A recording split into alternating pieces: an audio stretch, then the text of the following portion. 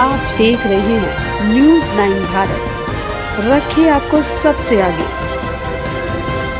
नमस्कार, आप देख रहे हैं न्यूज़ 9 भारत, मैं हूं आपके साथ अंजलि। चलिए रुक करते हैं खबरों की ओर। आजमगढ़ लोकसभा उपचुनाव में नामांकन के बाद बाहर आए बीजेपी प्रत्याशी भोजपुरी स्टार दिनेश लाल यादव निरहुआ पूरे भोजपुरी गांव में ही दिखाई दिए। मीडिया कर्मियों से भोजपुरी में ही संवाद किया। निरहुआ ने भोजपुरी में कहा कि इस बार अच्छा मौका मिला है। उन्होंने कहा कि यह उपचुनाव है, इस बार केंद्र और राज्य दोनों में बीजेपी की सरकार है, इसलिए उनको इस बार मौका देना चाहिए और अगर वो अच्छा नहीं करते हैं तो फिर 2 साल बाद उनको बदल देना चाहिए।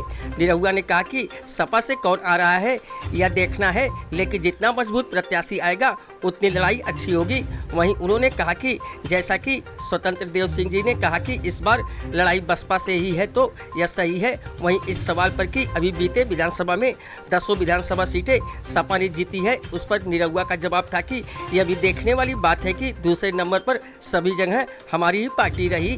पिछले लोकसभा चुनाव में जब उनका महागठबंधन था तभी जनता ने मुझको बहुत प्यार आशीर्वाद दिया। इस बार तो महागठबंधन भी नहीं है, तो जो जितना प्यार आशीर्वाद पिछली बार मिला था उतना भी मिल जाएगा तो वह आसानी से चुनाव जीत जाएंगे। उन्होंने कहा कि इस बार काम पर वोट होगा, जात पर नहीं होगा। कई बार जाति पर वोट पड़ चुका है और इस बार जनता ने अपना मन बदल लिया है और कमल खिलाने के लिए तैयार है। जहां तक सामाजिक समीकरण की बात है तो बसपा के गुड्डू जमाली मैदान में हैं, जो काफी मजबूत हैं। पिछले चुनाव में जो सपा संग एक बड़ा वोट बैंक जुड़ा था वह इस बार बसपा के साथ जाएगा। वहीं उन्होंने ये भी कहा कि एमवाई गठबंधन इस बार फेल होगा। बहुत ज़्यादा संख्या में यादव मुसलमान भी बीजेपी के कार्यों के चलते उससे जुड़ गए हैं। लोकसभा उपचुनाव में बीजेपी प्रत्याशी दिनेश लाल यादव निरहुआ के नामांकन के बाद बाहर निकलकर आए। बीजेपी के प्रदेश अध्यक्ष स्वतंत्र देव सिंह ने कहा कि आजमगढ़ से लोकप्रिय प्रत्याशी दिनेश लाल यादव को पिछले चुनाव में भी जनता जनार्दन से जबरदस्त आशीर्वाद मिला था, वह इस बार काम आएगा। पिछले 2-3 दिनों से जो चर्चाएं हैं, जो हम लोग सुन रहे हैं, आजमगढ़ के लोगों ने मन बना लिया है कि इस बार बीजेपी का कमल खिलाना है, निरहुआ जी को लोकसभा भेजना है। इसके पीछे मोदी जी और योगी जी की लोकप्रियता और लोग गरीबों के लिए लोक कल्याणकारी योजनाएं हैं। पिछले विधानसभा में भी हम लोगों ने अच्छा लड़ा, भले ही इसका परिणाम नहीं आया। उन्होंने कहा कि सपा से देखना है कि लोकल उम्मीदवार आता है कि परिवार से, वैसे भी वह वंशवादी पार्टी है, लेकिन इस बार जो यहाँ पर लड़ाई है वह बसपा से ही है। सामाजिक समीकरण के अनुसार बसपा से ही मुकाबला है। Bureau report Amit Kharwar.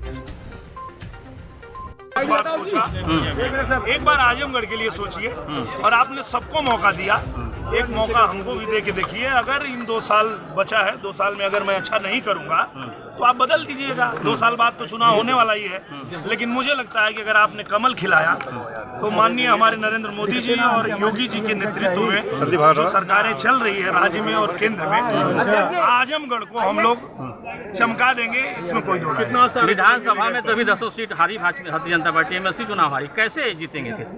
बिल्कुल जीतेंगे, क्योंकि आप देखेंगे तो विधानसभा में भी जो हमारे वोट का प्रतिशत है वो काफी अच्छा है। और जो मैं पिछले बार चुनाव लड़ा था उसमें जो मुझे वोट जिन लोगों को आशीर्वाद प्यार मिला था, अगर उतना ही आशीर्वाद प्यार मिल जाए तो आसानी से दिनेश जी तैयारी कितनी है और आसार कितने हैं आपकी जीत की? तैयारी बहुत अच्छी है, क्योंकि पिछली बार जब मैं आया था तो बहुत अलग समीकरण था और इस समय बहुत अलग समीकरण है। अब जो है तीनों पार्टियां अलग अलग लड़ रही हैं, तो इस बार कमल खिलाने का हम लोगों के पास बहुत अच्छा मौका है और इस मौके को हम लोग नहीं। सपा द्वारा बार बार कैंडिडेट बदले जाने के पीछे आप क्या समझते हैं? सपा जानती है कि वो ये चुनाव नहीं जीत पाएगी और ये सही भी है। सपा से हम लोग का कोई मुकाबला भी नहीं है, हम लोगों का मुकाबला जो है वो बसपा से। आजमगढ़ जातिवाद के बंधन से मुक्त हो नहीं पा रहा है, तो क्या कहेंगे इसके? इस बार मुक्त होना चाहिए, इस बार मुक्त होना चाहिए, क्योंकि मैं जितने लोगों से मिल रहा हूँ तो सब लोग ये बात कह रहे हैं कि हाँ, सबको तो देख ही लिया, जाति धर्म और सब करके देख लिया। अब एक बार भारतीय जनता पार्टी की सरकार है, भारतीय जनता पार्टी के साथ चल के देखते हैं। अगर विकास नहीं हुआ तो फिर देखेंगे, फिर सोचेंगे। ने मौका दिया तो किन किन बिंदुओं पे आपकी नजर है? मेरी सारी बिंदुओं पे नजर है। सारे विधानसभा में जितनी समस्याएं हैं, आप लोगों को मैं बताऊं, मैं यहाँ चुनाव हारने के बाद भी हर विधानसभा में अपनी टीम लगा करके और एक एक बिंदु पे मैं पत्रांक बना करके और मुख्यमंत्री जी के पास और जिस भी अधिकारी के पास भेजना होता था मैं लेके जाता था।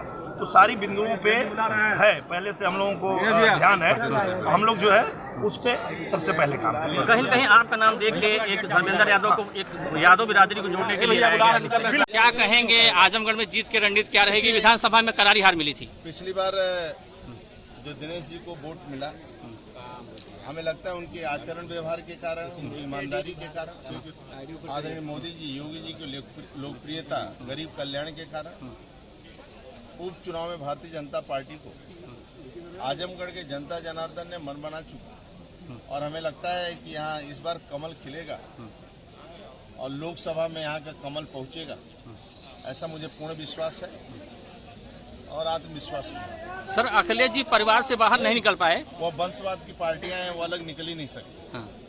और इसलिए जनता जनार्दन इस बार हमें लगता है समाज के सभी लोग वोट देंगे और जो लड़ाई हमें लगता है सपा को तीसरे नंबर पर। सर, जैसे कि विधानसभा में 10 सीट भाजपा की नहीं जीती थी। हाँ, तो कैसे जीत गई? 2017 में, 2022 में 22 का रिजल्ट अच्छा वोट मिला, मतदाताओं ने जबरदस्त प्यार दिया। किस कारण हम रह गए, उसकी समीक्षा करते हुए 2000 यह उपचुनाव हम सब 100% जीतेंगे और जनता जनार्दन का आशीर्वाद है और जनता जनार्दन मन बना चुका आजमगढ़ का, हम चुनाव जीतेंगे। 19 में सर भीतरघात हुआ था। योगी की लोकप्रियता, गरीब कल्याण योजना, कानून के राज पर हम चुनाव जीतेंगे। 19 में सर भीतरघात हुआ था और काफी बूथों पे भाजपा के एजेंट नहीं बन पाए थे 19 में। आप चिंता मत, कार्यकर्ता है और जनता ने मन बना चुका। ठीक, अभी के लिए फिलहाल इतना ही काफी। बने रहिए हमारे साथ। छोटी से बड़ी खबर जानने के लिए न्यूज़ 9 भारत पर अब चाहूंगी इजाजत। नमस्कार।